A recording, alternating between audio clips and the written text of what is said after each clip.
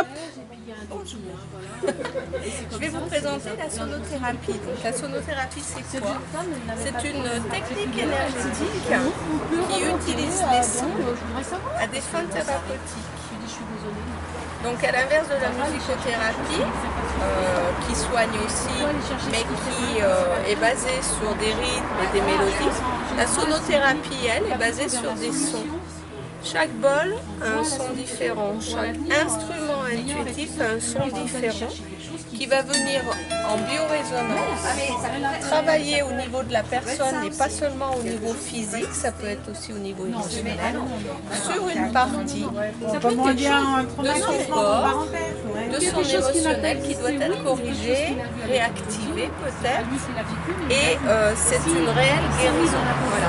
Donc le son, on en parle depuis la nuit des temps, on n'a rien inventé, ça existe depuis très très longtemps et c'est au XVIIIe siècle que des physiciens s'y sont intéressés, des médecins, et ça c'est bien parce qu'ils ont vraiment compris l'importance de la biorésonance du son sur la matière. Et la matière, c'est quoi? C'est tout ce qui est vivant. Donc c'est nous, êtres humains, mais c'est aussi le monde végétal, le monde minéral, le monde animal. Et encore une fois, ils ont fait des expériences avec du sable. En envoyant des fréquences sur des petits tas de sable, ils ont vu que les tas de sable prenaient des ondes de forme différentes en fonction du son, de la vibration, de la fréquence qu'ils recevaient. Et c'est en 1960, un autre physicien, Hans Jenny, qui s'y est intéressé en disant mais si ça a une incidence ou un impact bénéfique sur la matière, ça peut avoir un impact aussi bénéfique sur les liquides, sur l'eau.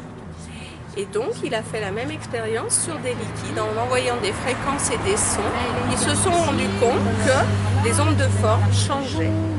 Et là, on arrive à nous, matière, être humain, parce que nous-mêmes, nous sommes constitués d'eau à 70% et 90% dans le cerveau. Et là, ils s'y sont intéressés un peu plus, avec une expérience faite par le physicien Emoto, qui a dit mais si il y a un impact sur l'eau, ça peut aussi avoir un impact sur nos pensées, nos intentions.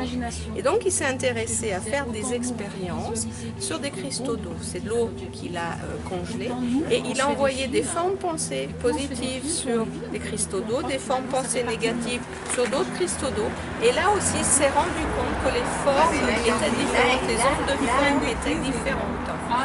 Et là, c'est bien que la science s'y intéresse, parce que la science, elle parle d'un effet de résonance vraiment au plus profond de la personne, de l'être humain, ne serait-ce encore une fois qu'au niveau physique, émotionnel, mental, voire spirituel, mais l'impact du son qui agit en ricochet, il va vraiment au plus profond de nous, au plus profond de nos cellules, molécules, et notre ADN a aussi une vibration. Donc on agit à tous les niveaux de l'être, mais on va surtout travailler en profondeur. Ce sont des outils thérapeutiques reconnus, les sons, les chants, comme les mantras chantés par exemple par les Tibétains, on les utilise aussi en médecine complémentaire, avec les sons taoïstes qui sont eux en lien avec les éléments, avec les couleurs, avec les saisons.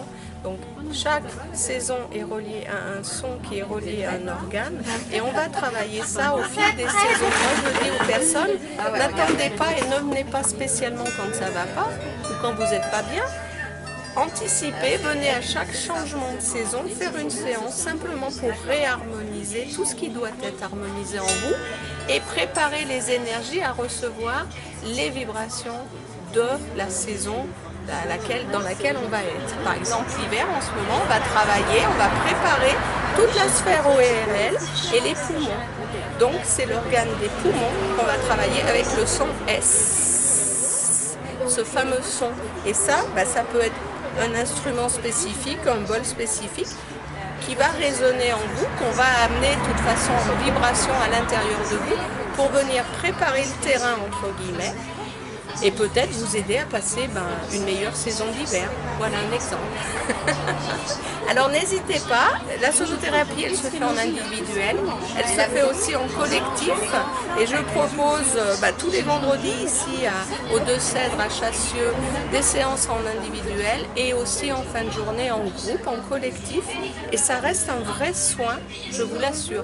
Donc vous n'êtes pas obligé de croire tout ce que je vous dis, mais moi je vous invite à venir l'expérimenter. Merci.